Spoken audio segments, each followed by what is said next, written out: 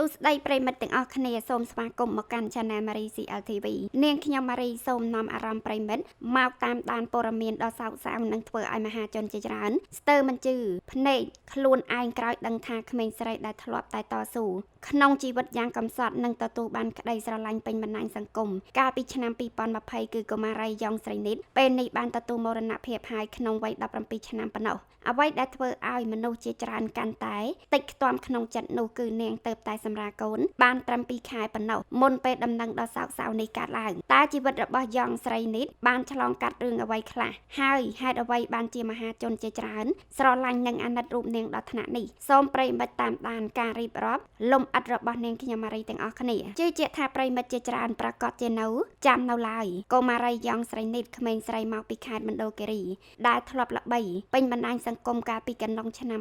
2020នៅពេលនោះរូបភាពនិងជីវិតពិតរបស់នាងត្រូវបានអ្នកប្រើប្រាស់បណ្ដាញសង្គមជាច្រើនចែករំលែកតគ្នាព្រោះតែស្រីនីតមិនត្រឹមតែមានរូបសម្រស់ស្រស់ស្អាតបែបធម្មជាតិប៉ុណ្ណោះទេប៉ុន្តែនាងក៏ជាក្មេងស្រីម្នាក់ដែលរស់នៅក្នុងគ្រួសារក្រីក្រនិងតស៊ូយ៉ាងខ្លាំងជាមួយជីវភាពប្រចាំថ្ងៃផងដែរពេលនោះមហាជនជាច្រើនបានបង្ហាញក្តីអាណិតស្រឡាញ់ទៅកាន់នាងយ៉ាងខ្លាំងមនុស្សជាច្រើនបានសរសើរថាទោះរស់នៅក្នុងជីវភាពលំបាកក៏ដោយក៏យ៉ងស្រីនីតនៅតែមានស្នាមញញឹមមានភាពអត់ធ្មត់និងព្យាយាមក្នុងការរស់នៅក្រោយពីរឿងរ៉ាវរបស់នាងផ្ទុះការចាប់អារម្មណ៍អុកញ៉ាស្រីចន្ទថនក៏បានកាត់ទៅដល់ខេត្តមណ្ឌលគិរីដើម្បីជួបផ្ទាល់ជាមួយក្រុមគ្រួសាររបស់ស្រីនីតនិងបានជួយសាងសង់ផ្ទះថ្មីមួយជូនដល់គ្រួសាររបស់នាងផងដែរមិនត្រឹមតែប៉ុណ្ណោះដោយមើលឃើញពីភាពតស៊ូអំណត់អត់ធ្មត់និងចិត្តព្យាយាមរបស់ក្មេងស្រីម្នាក់នេះអុកញ៉ាស្រីចន្ទថនក៏បានទទួលយ៉ងស្រីនីតធ្វើជាកូនធរនិងបានជួយសម្រួលជីវភាពគ្រួសារក៏ដូចជាការសិក្សារបស់នាងបន្តទៀតកាលនោះមហាជនជាច្រើនពិតជារំភើបចិត្តខ្លាំងព្រោះពួកគេគិតថាជីវិតរបស់ក្មេងស្រីម្នាក់នេះនឹងមានអនាគតល្អប្រសើរជាងមុនប៉ុន្តែគ្មាននរណាម្នាក់នឹកស្មានដល់ឡើយថានៅថ្ងៃទី6ខែឧសភាឆ្នាំ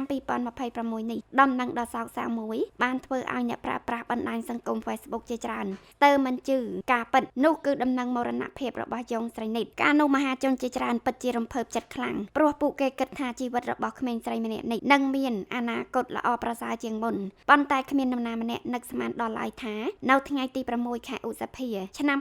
2026នេះដំណឹងដ៏សោកសៅមួយបានធ្វើឲ្យអ្នកប្រើប្រាស់បណ្ដាញសង្គម Facebook ជាច្រើនស្ទើរមិនជឿការពិតនោះគឺដំណឹងមរណភាពរបស់យ៉ងស្រីនីតតាមព័ត៌មានដែលត្រូវបានចែករំលែកបានឲ្យដឹងថាស្រីនីតបានទទួលមរណភាពដោយសារជំងឺសួតនិងបេះដូងក្នុងវ័យ17ឆ្នាំប៉ុណ្ណោះអ្វីដែលកាន់តែធ្វើឲ្យមហាជនស្លុតចិត្តនិងអាណិតនាងខ្លាំងជាងនេះទៅទៀតនោះគឺតាមការបញ្ជាក់បន្ថែមស្រីនីតទៅតែសម្រាកូនបានប្រមាណ2ខែប៉ុណ្ណោះមុនពេលទទួលមរណភាពដំណឹងនេះបានធ្វើឲ្យអ្នកប្រើប្រាស់បណ្ដាញសង្គមជាច្រើនបង្ហោះសារចែករំលែកទុកនិងបង្ហាញអារម្មណ៍សោកស្ដាយយ៉ាងខ្លាំងមនុស្សជាច្រើនបានលើកឡើងថាពិតជាលឿនពេកសម្រាប់ជីវិតរបស់ក្មេងស្រីម្នាក់ដែលទៅតែចាប់ផ្ដើមសាងគ្រួសារនិងមានកូនតូចនៅក្នុងដៃស្របពេលជាមួយគ្នានេះផងដែរតារាកំប្លែងនៃពាក់មីក្រោយទទួលដំណឹងមរណភាពរបស់ស្រីនីតក៏បានបង្ហោះសារទាំងក្តុកក្តួលថាបាត់ក្មួយមួយរយៈធំឮដំណឹងថាក្មួយមានការងារធ្វើល្អហើយឥឡូវស្រាប់តែឃើញព័ត៌មានក្មួយមានជំងឺដែលមិនអាចជួយបាន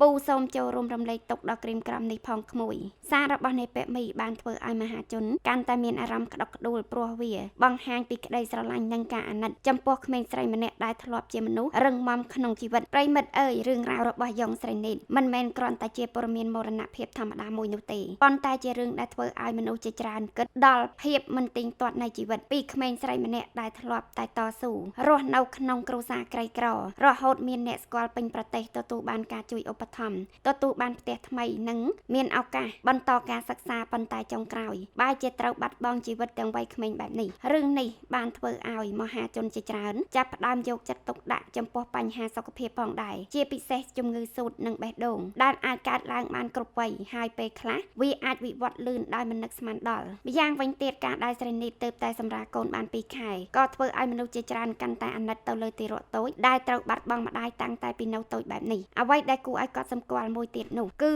ទោះបីជាពេលវេលាកន្លងផុតទៅច្រើនឆ្នាំក៏ដោយក៏មហាជននៅតែចងចាំយ៉ងស្រីនីតព្រោះនាងមិនមែនល្បីដោយ សាររឿងអាស្រ័យឬការបង្កការភ្ញាក់ផ្អើលនោះទេប៉ុន្តែនាងល្បីដោយសារភាពស្លូតបូតភាពតស៊ូជីវិតពិតដ៏កំសត់របស់នាងនេះហើយជាអ្វីដែលធ្វើឲ្យមនុស្សជាច្រើនមានអារម្មណ៍ថាការបាត់បង់របស់នាងគឺជារឿងគួរឲ្យសោកស្ដាយខ្លាំងជាចុងក្រោយនាងខ្ញុំម៉ារីសូមចូលរួមរំលែកទុកយ៉ាងក្រៀមក្រំចំពោះក្រុមគ្រួសារនិងអ្នកជិតស្និទ្ធរបស់យ៉ងស្រីនេះផងដែរសូមឲ្យវិញ្ញាណក្ខន្ធរបស់នាងបានទៅកាន់សុគតិភពប្រសិនបើប្រិមិត្តមានមតិយោបល់ឬចង់ចូលរួមរំលែកទុកសូមសរសេរទុកនៅក្នុង comment ខាងក្រោមបានកុំភ្លេច like share និង subscribe channel Marie CL ម្នាក់មួយផងដើម្បីទទួលបានព័ត៌មានថ្មីៗនិងការអត្ថាធិប្បាយលម្អិតបន្ថែមទៀតនាងខ្ញុំម៉ារីសូមអរគុណនិងជម្រាបលា